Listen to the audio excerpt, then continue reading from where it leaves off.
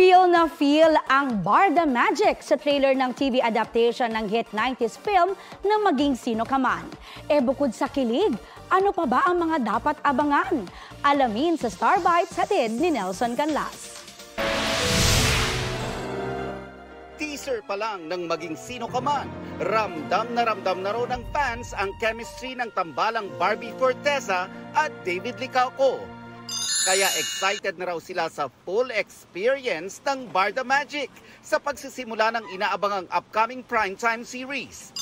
Here are 5 things you should know about Barda's version of the hit 90s film.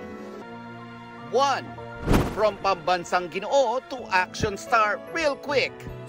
Gugulatin daw tayo ni David sa opening action scene niya sa serye kung saan naglambitin siya sa isang truck.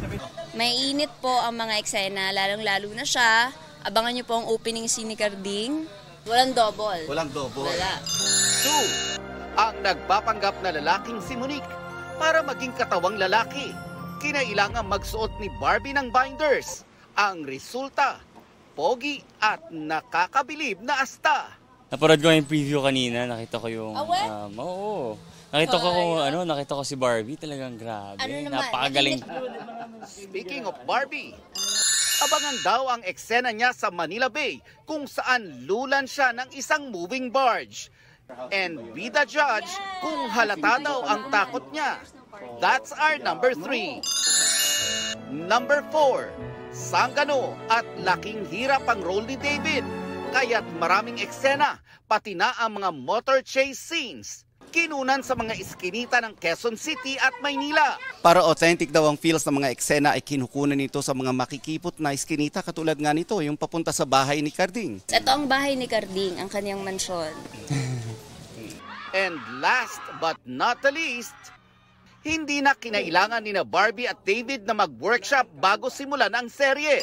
Dahil malaking tulong na raw ang nabuo nilang friendship mula pa sa Maria Clara at Ibarra bilang Binibining Clay at Ginoong Fidel na nasundan pa ng maraming projects together.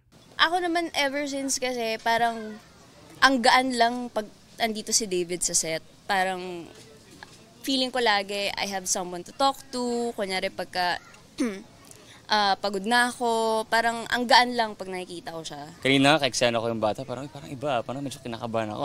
Familiarity rin kasi with Barbie, so like everything is easier around her. Nelson Canlas, nagbabalita para sa GMA Integrated News.